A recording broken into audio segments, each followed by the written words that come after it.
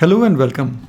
Continuing with our series of geology syllabus decoding, in this video we are going to discuss the syllabus and the topics of biochemistry.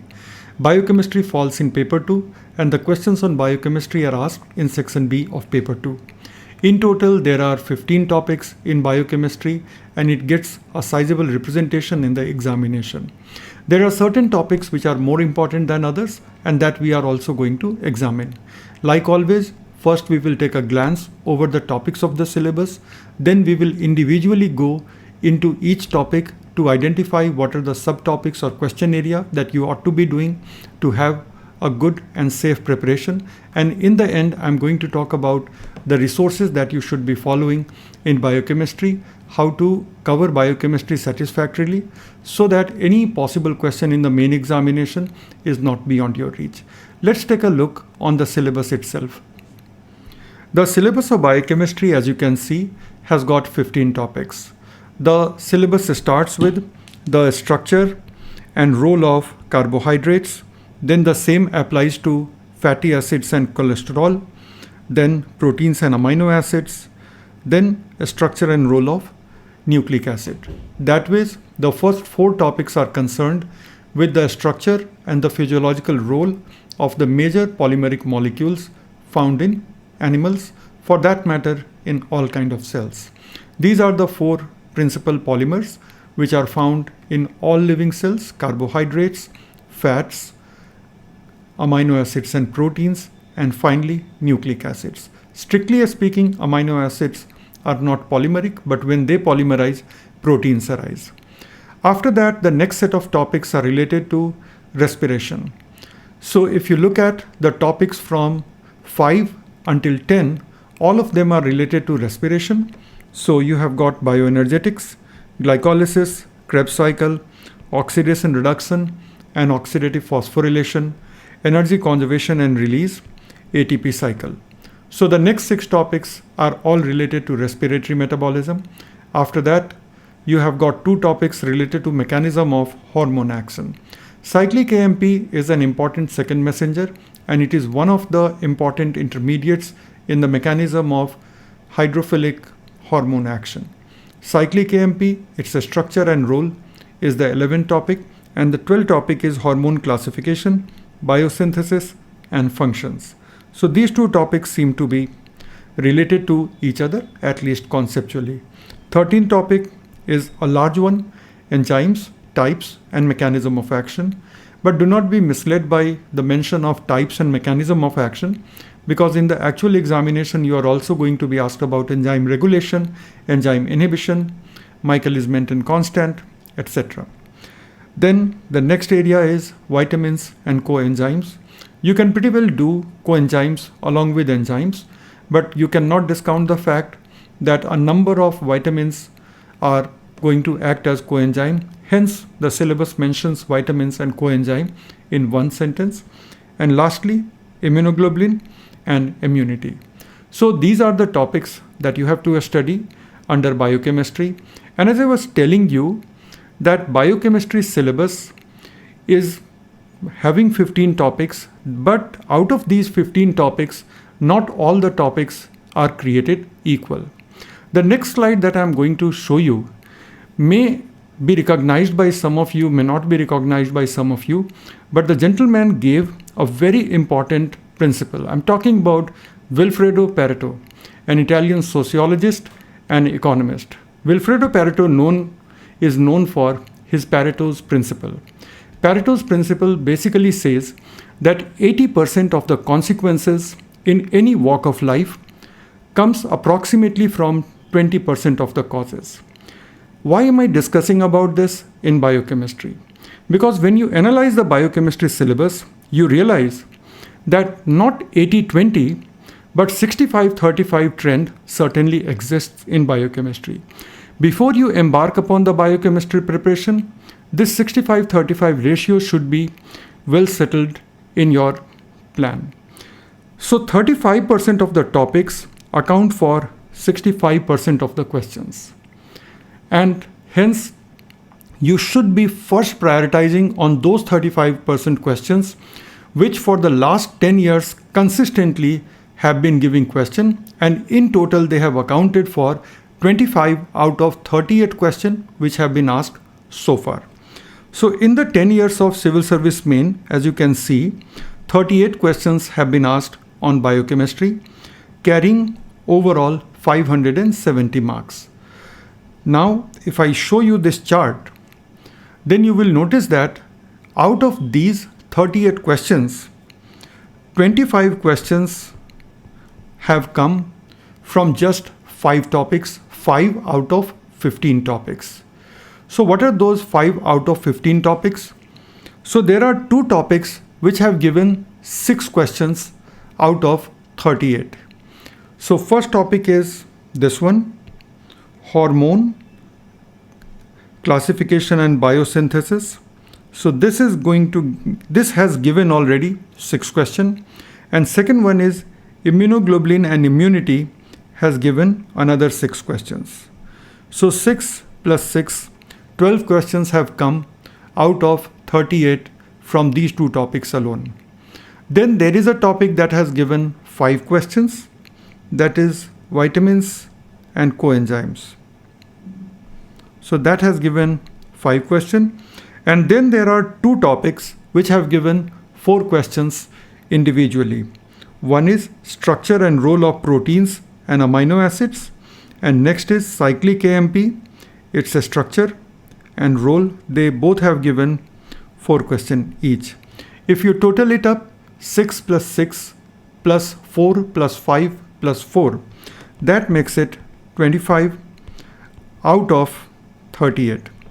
So 25 out of 38 is approximately 65%, and this has been asked from just 5 out of 15 topics.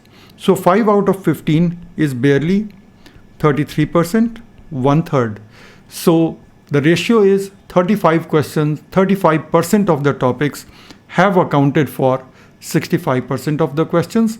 Therefore, they should be on the very top of your agenda. And if you want to add one more topic, the tally will go to 28 out of 38, and that topic will be oxidation reduction and oxidative phosphorylation. So deep analysis of the last 10 years question topic by topic reveals this picture. You should keep this in mind. You should keep this in plan when you start biochemistry preparation. So the reworked out syllabus of biochemistry will look like this. So the important topics are colored. Now the important topics are structure and role of proteins and fatty acids. And in the first column only, the oxidation reduction and oxidative phosphorylation has also been highlighted, but highlighted in a different color, primarily for the reason that it is not so important. It has not been given such weightage as the other topics have been given. In the second column, most of the important topics are aggregated. If you look at it, cyclic AMP, its a structure and its role, hormones, their synthesis, their mechanism of action, vitamins and coenzymes, and then immunity. So all these important topics together account for 65% of the question. I'm not advising that you should not be doing other questions, but these topics should be done very, very broadly, identifying as many subtopics as possible, because even though the questions have fallen within these topics, the exact nature of the question has been varying from year to year. So your preparation should be broad-based. That is an important message, at least for these yellow and one pink topic. And rest of the topic you can prepare more or less in linear way. Now let us take a dive into individual topics and see what are the individual topics, how the individual topics are going to be done, what are the subtopics hidden under the individual topics. Let's take a look on the first set of topic, that is structure and role of carbohydrates, bioenergetics, glycolysis, Krebs cycle, oxidation and reduction plus oxidative phosphorylation, energy conservation and release, and ATP cycle. All of them are conceptually related, because when we talk of the respiratory metabolism, essentially the examiner wants to test your grasp over respiration of carbohydrates. Even fats are respiratory substrates, And even the proteins can be broken into amino acids, and then amino acids can be deaminated and can release acetyl coenzyme, which can be subjected to aerobic respiration. But here, traditional description of respiration always includes aerobic respiration of glucose as a substrate, and therefore all the carbohydrate structure should be done before you embark upon doing respiration. So here we go with the topics of respiration. So as you can see, the first part of the discussion should be centered around carbohydrates, their structure and role. So you should be doing monosaccharides, and then as example of monosaccharide, you should be doing glucose, fructose, galactose, and then within monosaccharides, what is the stereoisomerism that we find, what are the epimeric forms that we find should also be done. After that, amino sugars, prepare it as a 100-word short note. Such small unexpected questions are quite likely. You should be prepared for that. Disaccharides, and take sucrose and lactose as example. My suggestion is you should prepare it as another 100-word question. Direct question on disaccharide has not been asked in the last 10 years, but if you analyze the last 20 years question, both civils and IFS, you will see question being asked on disaccharide. You should be doing it. In polysaccharides, you will have to broaden your horizon. You should be focusing largely on glycogen, but there are two plant polysaccharides that you also should be doing. That's starch and cellulose. Starch is a storage polysaccharide and cellulose is a structural polysaccharide. Mucopolysaccharides are largely present in animals. They also should be done. So polysaccharides and these 4 examples of polysaccharide should be done by you.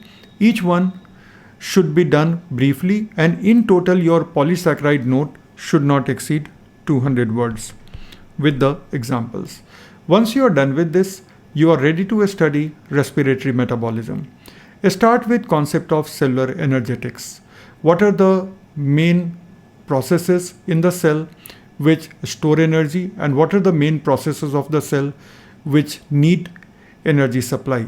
For example, an endergonic reaction will be needing energy input. Locomotion of the cell or any mechanical work of the cell will be needing input of energy.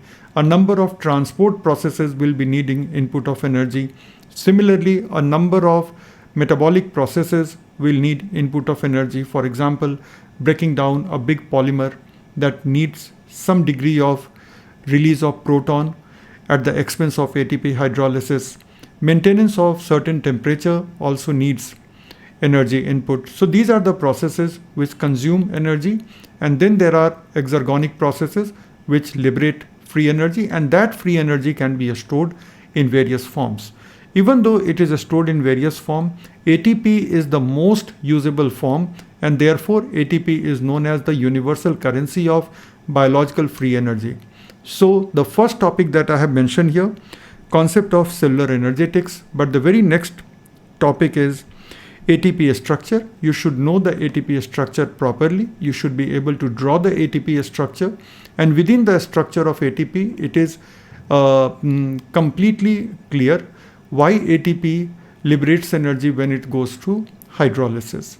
So the structural basis of ATP acting as a currency of energy should be implicit within the coverage of ATP structure. Then discussion of why ATP is the universal currency of biological free energy, what are the circumstances when ATP gets hydrolyzed, and why ATP gets so readily hydrolyzed. Also acquaint yourself with, is ATP most readily hydrolyzable phosphate compound, or are there compounds which can be even more readily hydrolyzed than the ATP, but still why ATP is considered to be more useful than other substances which can even more readily get hydrolyzed compared to ATP. To give you an example, 1,3-bisphosphoglycerate gets even more readily hydrolyzed compared to ATP. But because it gets so easily hydrolyzed, it is not usable in most of the biological contexts. Similarly, creatine phosphate can also get more readily hydrolyzed compared to ATP, but in most of the tissues, creatine phosphate is not a source of free energy. So you need to understand the moderate range hydrolytic tendency of ATP, where it donates its gamma phosphate in an exergonic reaction, and why this moderate level of tendency to release its gamma phosphate is an asset for ATP.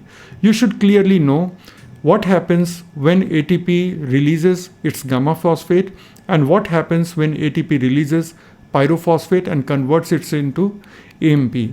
In both the reactions, what is the calorific value of energy that is released? You should be knowing these figures correctly. Plus, as I told you earlier, the structural basis of ATP acting as the currency of energy should also be known to you. After that, you will come to the pathways. First, do glycolysis, and even though the syllabus does not explicitly demand so, you should be doing its regulation. After glycolysis, you will be dealing with the fates of pyruvate. So the fates of pyruvate fall under two branches.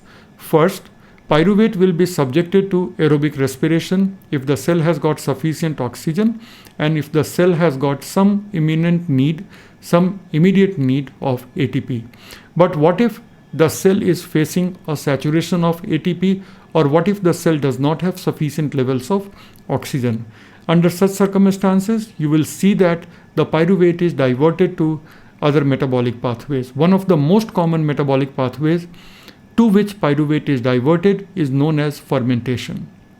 Fermentation is anaerobic utilization of pyruvate. There are two types of fermentation. One is acid fermentation, where pyruvate is simply converted into lactate, which is common in animal tissues.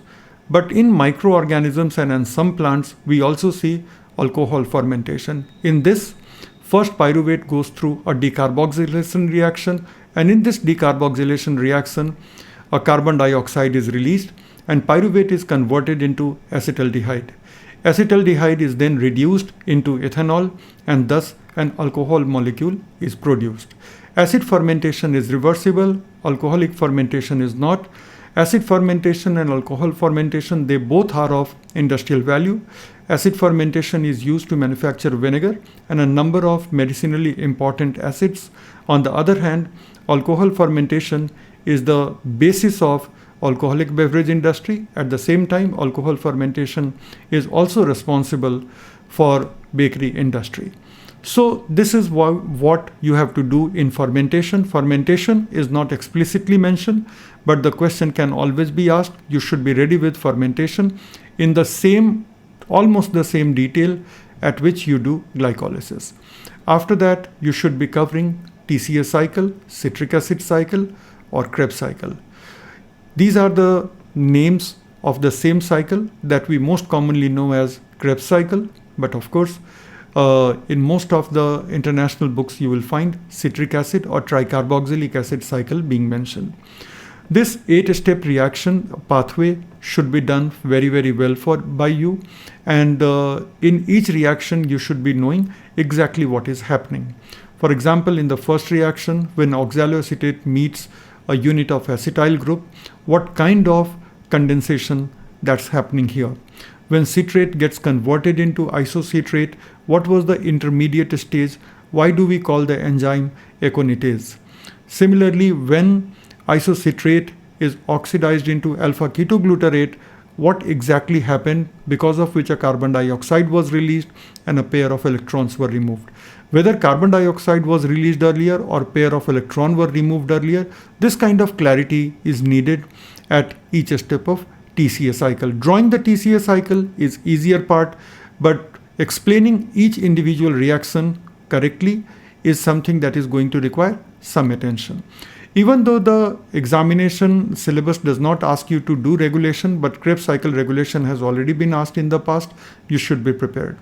Another unique dimension of Krebs cycle is that Krebs cycle is an amphibolic pathway. That means although Krebs cycle is predominantly catabolic in nature, but Krebs cycle intermediates are also used for a number of anabolic pathways in the cell. So some of the Krebs cycle intermediate are diverted to fatty acid synthesis, some of them are diverted to purine and pyrimidine synthesis, some of them are diverted to porphyrin ring synthesis, some of them are diverted to amino acid synthesis, and some of them can be diverted for gluconeogenetic pathways. All of them are essentially anabolic pathways, and this is why Krebs cycle is also known as amphibolic pathway. So Krebs cycle is an amphibolic pathway. You should be ready with a substantive comment on this. If you are asked this question with a suffix comment upon it, then you should be able to give an account of it is predominantly catabolic, how it is catabolic, explain that, and then get into how it is considered partly anabolic, give all these instances. The best answer will be one which will be able to explain it at an evolutionary level. Why Krebs cycle originated as an amphibolic pathway. So you will know, if you read a little deeply, you will have this answer very, very clearly. After that, you will be doing respiratory electron transport chain.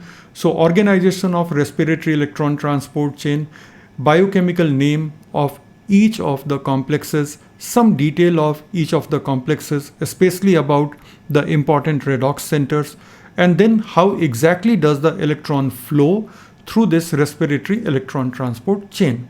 What are the mobile electron carriers within each complex, through which centers does the pair of electron pass, so on. Ultimately, you will be doing ATP synthesis by chemiosmotic mechanism.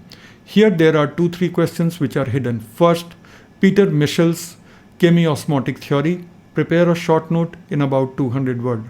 Then structure of mitochondrial ATP synthase complex. Prepare a short note in about 150 words. Then functioning of mitochondrial ATP synthase complex.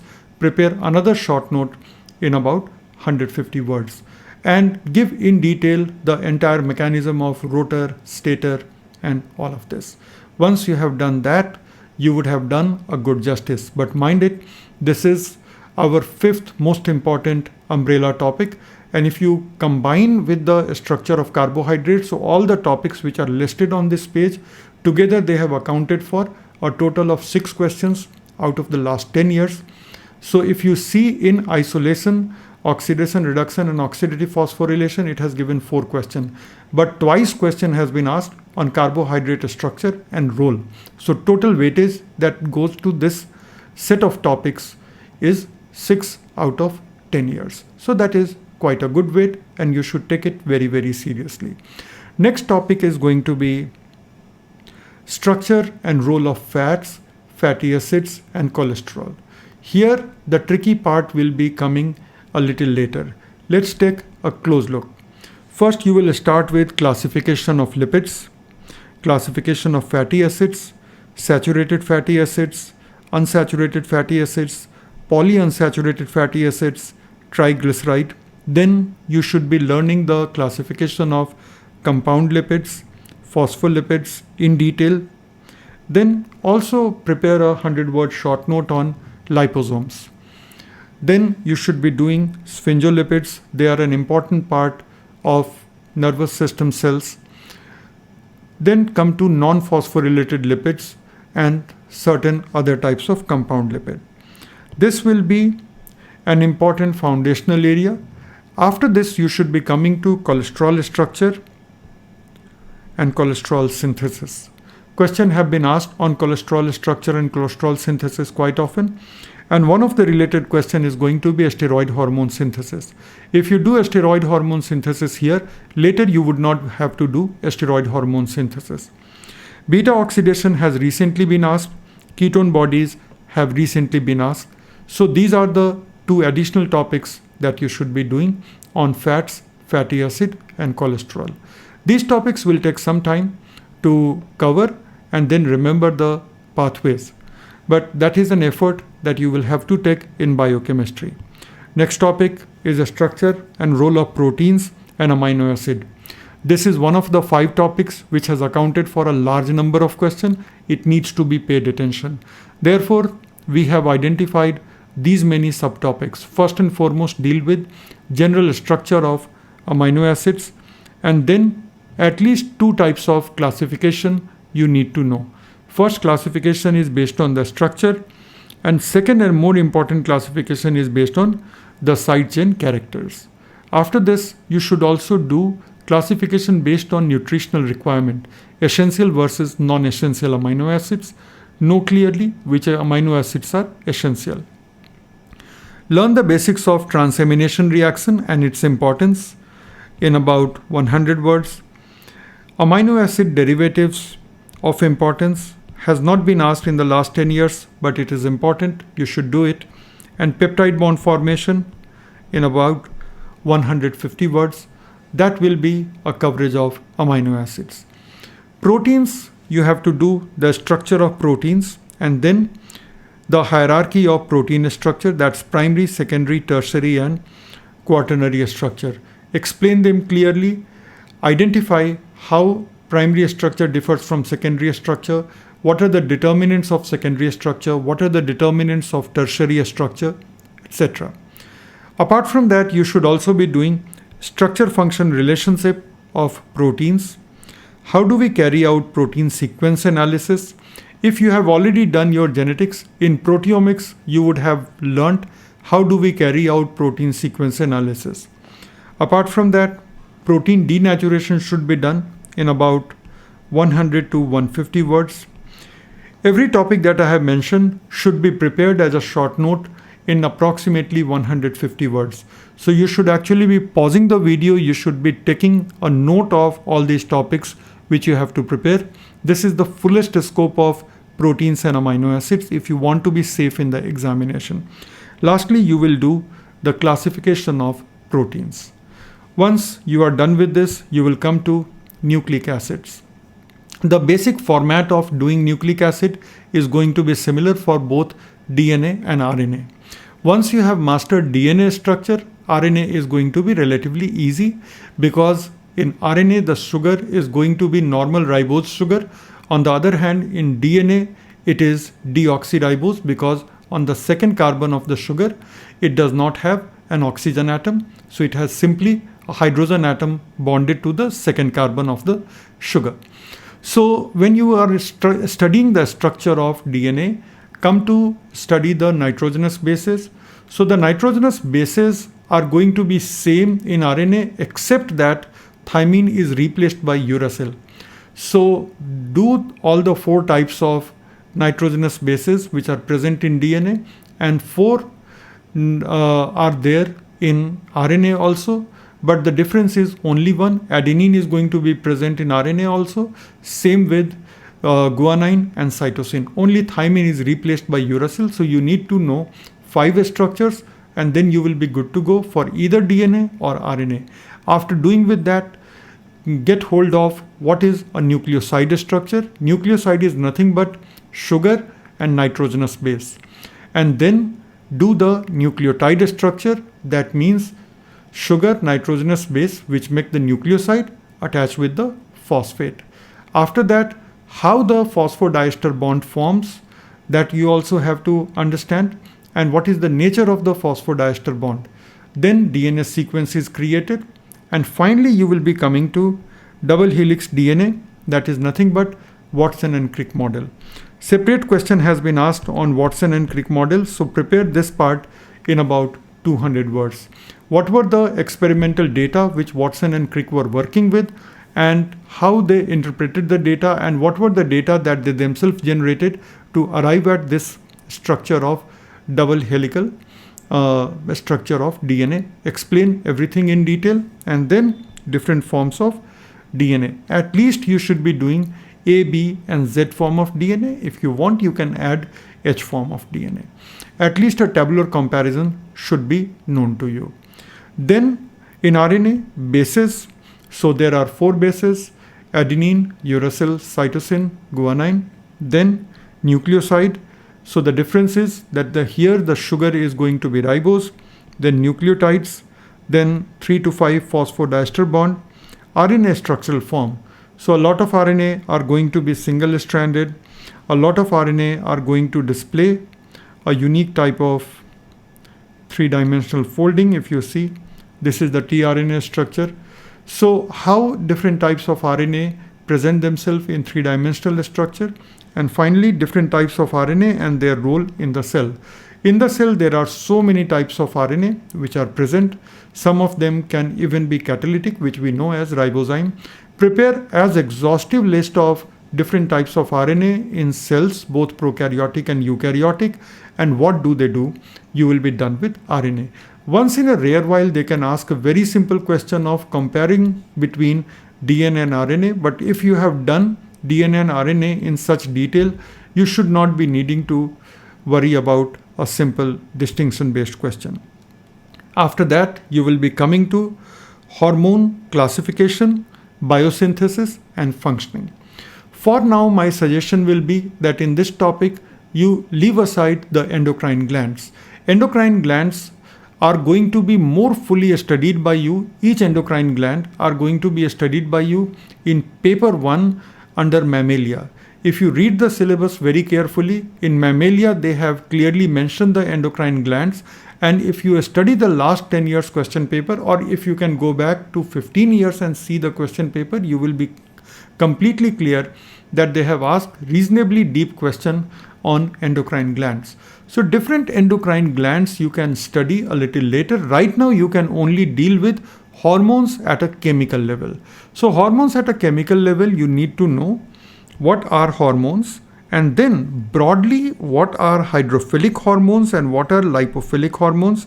Oftentimes they are also called class 1 and class 2 hormones, and more commonly peptide hormones and steroid hormone. But a little clearer description will be hydrophilic and lipophilic.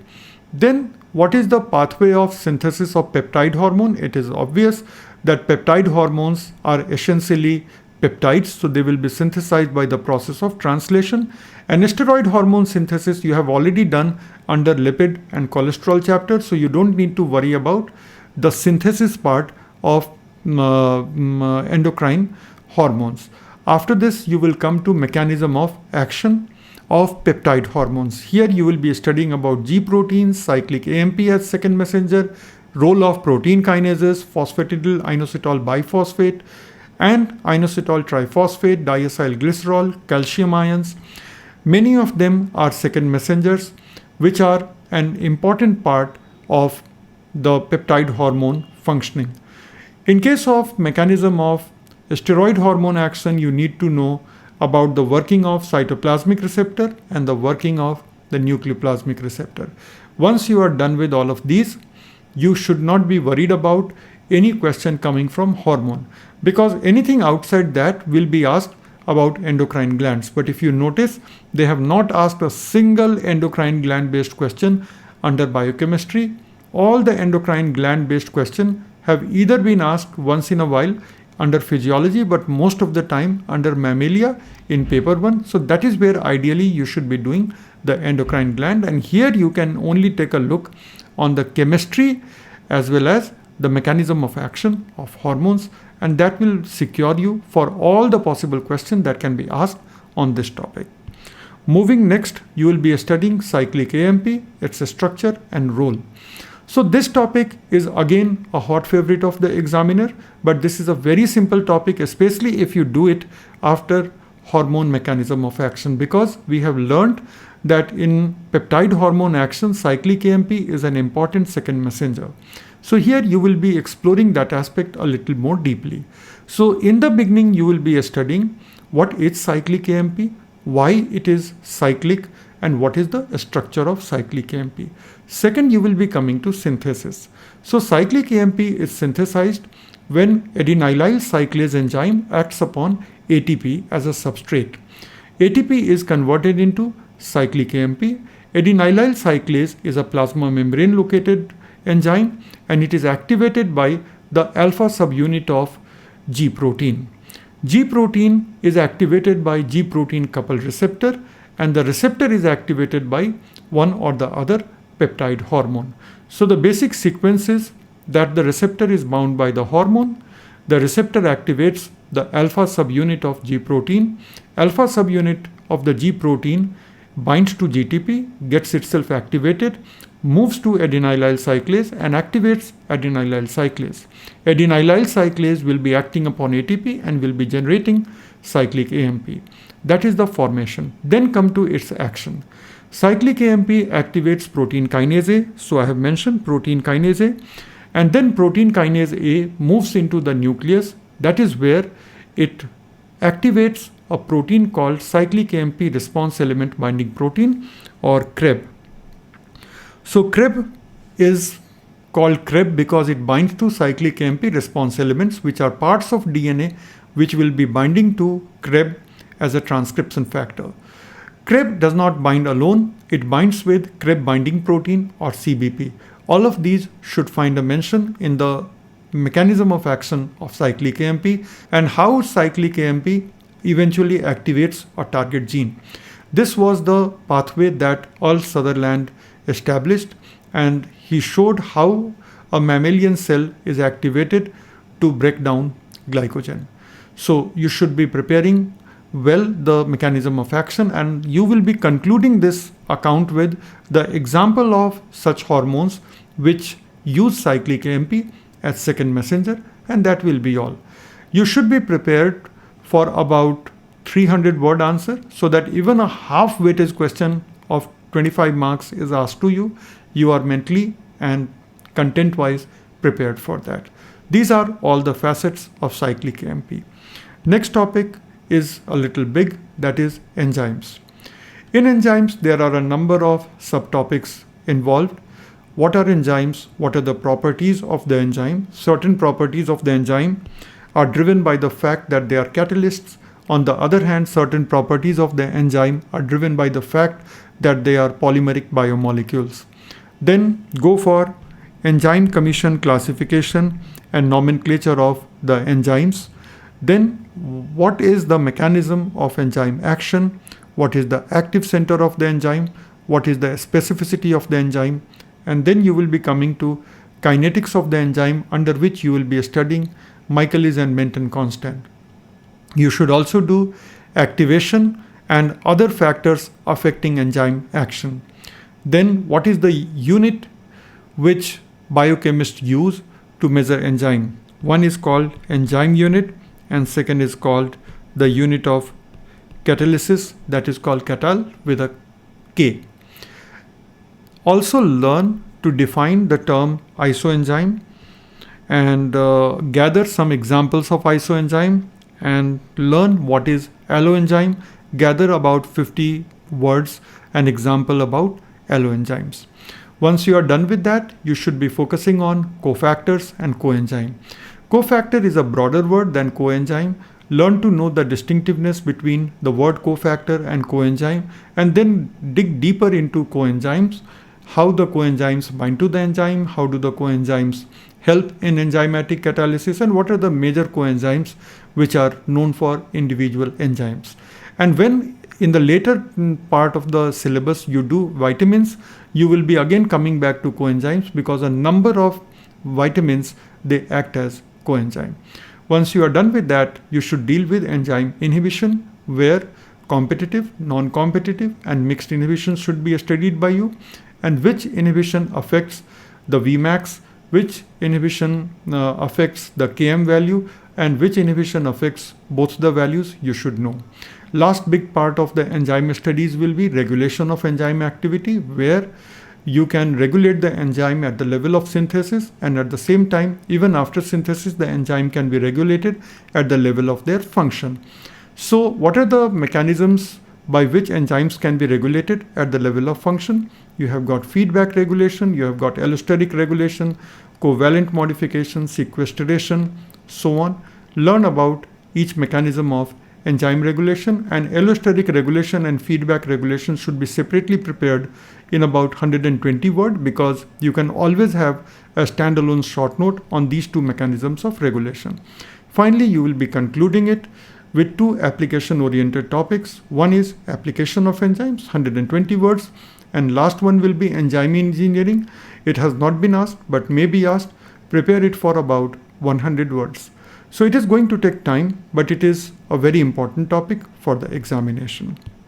Next, we are going to study vitamins and coenzymes. As I told you that if you have already studied cofactors and coenzymes, so the coenzyme part of this topic is going to be easy. and you all have to do is to remember the examples of the vitamins which act as coenzyme, and here you need to remember the name of the enzyme with which a particular vitamin is associated as a coenzyme. And then the rest of the coverage will be around the fat soluble vitamins, that is vitamin A, D, E and K, and then water soluble vitamins. Apart from that, so I have mentioned it, and I have also mentioned certain deficiency diseases like beriberi, scurvy, and you should prepare short note on hypervitaminosis and antivitamin. Questions have been asked on both of these. It will be a wise thing to prepare at least 120 word short note on each one of them. Apart from that, fat soluble vitamins, 200 word short note, water soluble vitamins, 200 word short note, vitamins at coenzyme, 200 word short note, plus hypervitaminosis and antivitamin also you have to do. The last topic is immunoglobulin and immunity, one of the most important topics in the syllabus. There are so many subtopics. This subtopic list can be bigger, but for the civil service examination, it is more than adequate. In fact, it is a little more than what is needed, but I want you to be safe even in the wake of very unexpected questions. Therefore, I am sharing this slightly longer list. So start with an overview of human immune response. Then what are the effector mechanisms? What is cell-mediated immunity? What is humoral immunity? What is the molecular mechanism of antigen and antibody reaction? What are cytokines? What are lymphokines? What is the structure of immunoglobulins and the variability? Then the classes of immunoglobulins, isotypes, allotypes and idiotypes, then complement system, and then two application-oriented topics. One is immunodeficiency and one is autoimmune disorders. So out of these, if you want to know what are the most important topics, my suggestion is this is always important. Effector mechanism is important. Together, this should be acting as a short note. This is a short note. A structure of immunoglobulin, classes of immunoglobulin. So these star topics are more important than others, but my strong suggestion is that you should be studying all the subtopics in all the topics that I have mapped. If you pick up a book on biochemistry, you will notice how much I have left, but I have left those topics primarily because they are not relevant for your examination.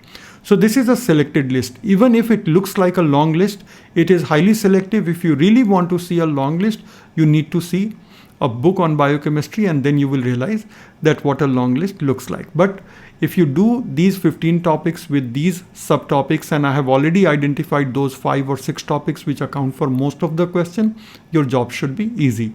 If done well, biochemistry is going to take at least 8 to 10 days to prepare. It is a little intense area to be covered. You should not be rushing through, and it is one of the areas where you will have to apply a little bit of memorization also. Be mentally prepared with that. The best book in biochemistry available in the Indian market is the biochemistry textbook by Dr. U. Satyanarayan. It is such a popular book that a lot of you must already be aware of this book, and some of you must already be having this book.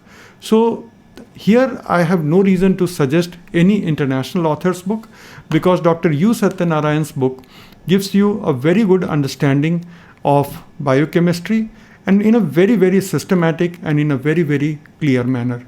So one book will take care of all the topics, and the book is a little bulky, but what will happen is that when you are only sticking to the subtopics which I have suggested, your job will be much easier. And if you want, you can always consider Evolution's latest study material. And if you want to take Evolution's latest study material, make sure that you are taking it directly from Evolution, because nowhere else this material is available in its latest and complete form. So the choice is going to be yours. This area is going to be rewarding. Every year, about 55 marks have been allotted to biochemistry. So even if it takes 8 to 10 days, it is a worthwhile investment of time. And while you are doing your optional, it is equally important that you keep doing your general studies. Do optional intensely, but without losing touch with your general studies. So that is my parting message to you. Till we meet again, goodbye and good luck to all of you. Stay safe, stay happy, and keep working hard.